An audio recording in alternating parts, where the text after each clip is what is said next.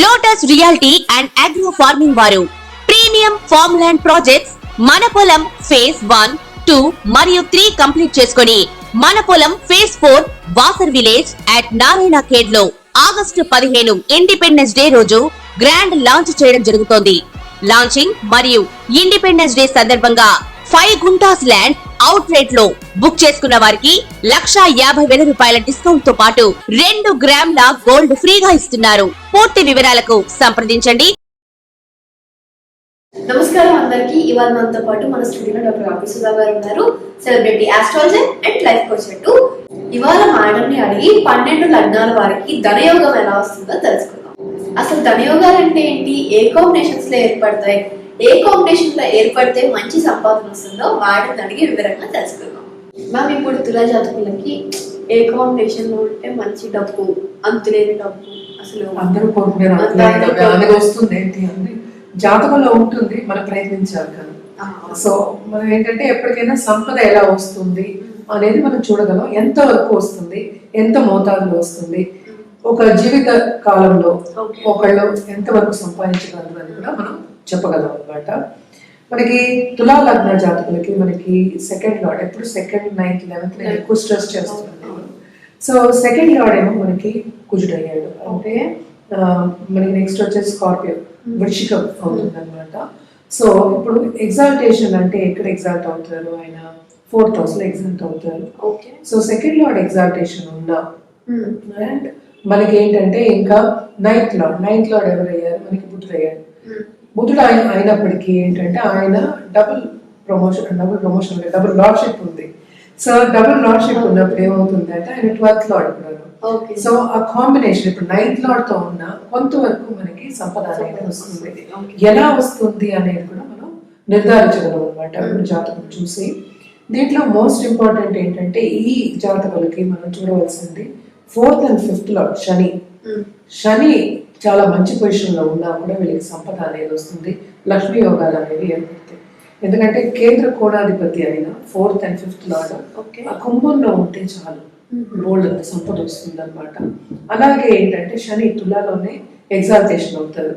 So తులాలో exalt అయినా కూడా అంటే మనం మాట్లాడుకునేది తులా లగ్నం వాళ్ళ గురించి.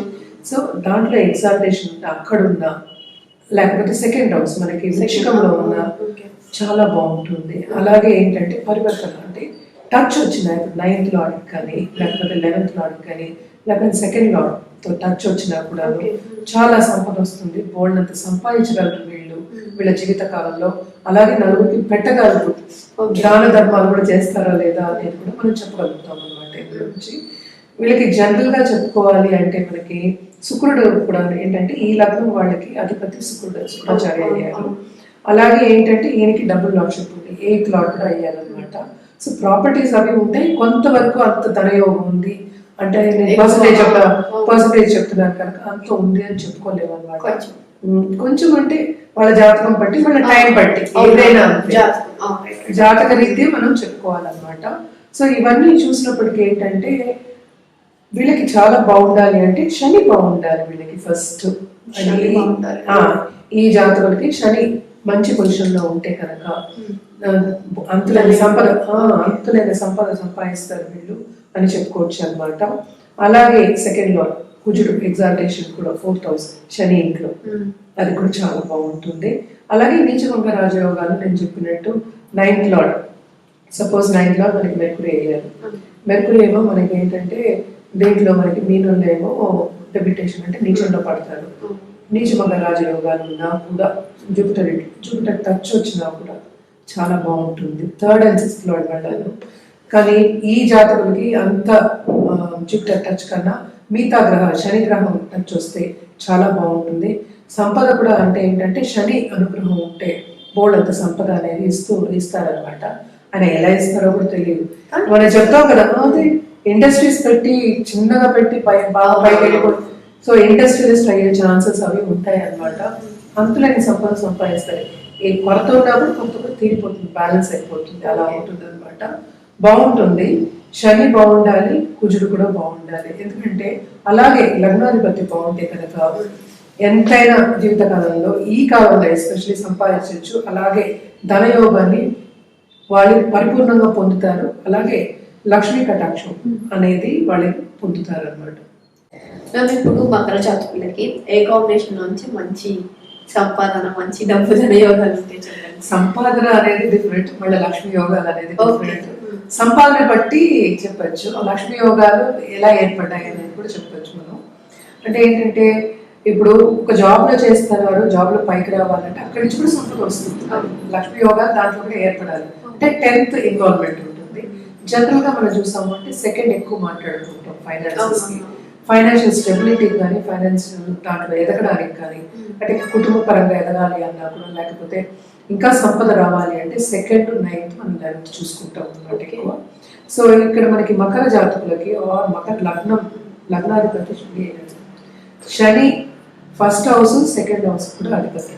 సో కుంభశని ఉంటే ఇంకేం కావాలి, కుంభవృష్టి అంటాం అందుకనే. అంటే ఏంటి, శని అనుగ్రహం ఉంటే, ఎస్పెషల్లీ ఈ జాతకులకి శని అనుగ్రహం ఉంటే అంతులేని సంపద అనేది వెతుక్కుంటూ వస్తుంది. అంటే మంచి పొజిషన్ లో ఉంటాయి. అలాగే మనం చూసాము అంటే 9th లార్డ్ ఏమో బుధుడయ్యారు, అంటే 9th బుధుడయ్యారు. ఓన్ హౌస్ లో ఉన్నా, ఓన్ హౌస్ అంటే కన్యా అయ్యారు, కన్యా ఎగ్జాల్టేషన్ వల్ల ఉంటే ఇంకేం కావాలి. 9th లార్డ్ ఎగ్జాల్టెడ్ అంటే ఇంకా భాగ్యాధిపతి భాగ్యంలో ఉన్నారంటే ఇంకేం కావాలి. అసలు భాగ్యం అంతా ఓపెన్ ఉంటుంది. అంటే ఏంటి, యాన్సెస్ట్రల్ ఆస్తి వస్తుంది, సంపాదన కూడా ఉంటుంది. ఇప్పుడు ఫారెన్కి వెళ్ళి చాలా మంది సంపాదించుకుంటున్నారు. ఎక్కడో ఏంటంటే పెట్రోల్ బంక్లో పెట్రోల్ కొట్టిన వాడు కూడా ఏంటి అంతులేని సంపద సంపాదిస్తున్నారు జీవిత కాలంలో. ఇవన్నీ బేసిక్గా మనం చూడాల్సింది ఏంటంటే లక్ష్మీ యోగాలు, ధన యోగాలే. ఈ యోగాలన్నీ ఏంటంటే ఎప్పుడు సార్థకం అవుతుంది అనేది వెరీ ఇంపార్టెంట్. ఎప్పుడు అవుతుంది అది, వాళ్ళకి ఎప్పుడు పీరియడ్ వస్తుందో టైం ఇస్ ఎక్స్ట్రీమ్లీ ఇంపార్టెంట్ అనమాట. వాళ్ళకి టైం వచ్చినప్పుడు తప్పక సంపాదన అనేది ఎక్కువ అవుతుంది వాళ్ళకి. ఎప్పటికైనా మనం అంచులంచులుగానే ఎదగాలి. సో నెమ్మదిగా ఎదగడం అనేది ఉంటుంది. ఈ కాంబినేషన్ చెప్పిన దాంట్లో చాలా బాగుంటుంది. అంటే 9th లార్డ్ ఓన్ హౌస్ లో ఉన్నారు అంటే వెరీ స్ట్రాంగ్ అనమాట.